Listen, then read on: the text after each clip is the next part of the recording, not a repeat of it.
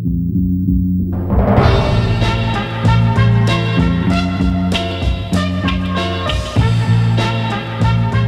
Башгу проходит необычная лекция по профилактике ВИЧ-инфекции. Сегодня гости программы смогут увидеть премьеру короткометражного фильма о СПИДе и пообщаться со съемочной группой.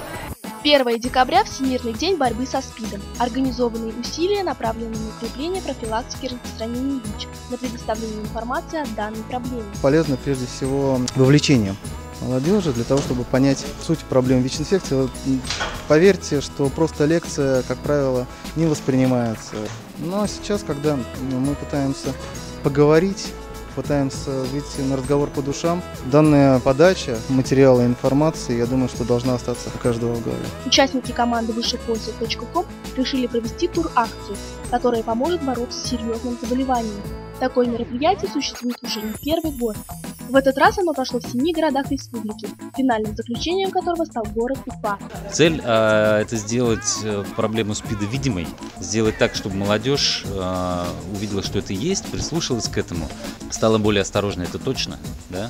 Каким-то образом стала беречь себя, что ли, и чтобы эпидемия как-то она не разрасталась, наверное. Дмитрий Никифоров, руководитель команды, с помощью непринужденной беседы прочитал лекцию о СПИДе. Также любой зритель смог принять участие в данном мероприятии, задать интересующий его вопрос и получить приз.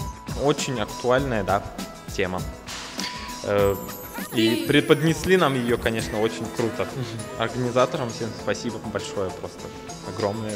Было очень крутые, даже футболку выиграли. В программе было представлено следующее: просмотр социальных роликов о СПИДе, презентация фильма «Красная лента», общение со съемочной группой и выступление рок-группы The Donuts. Агата Жмурова, Карим Ручкунов, Аделя Хусаинова, специально для Микрофон ТВ.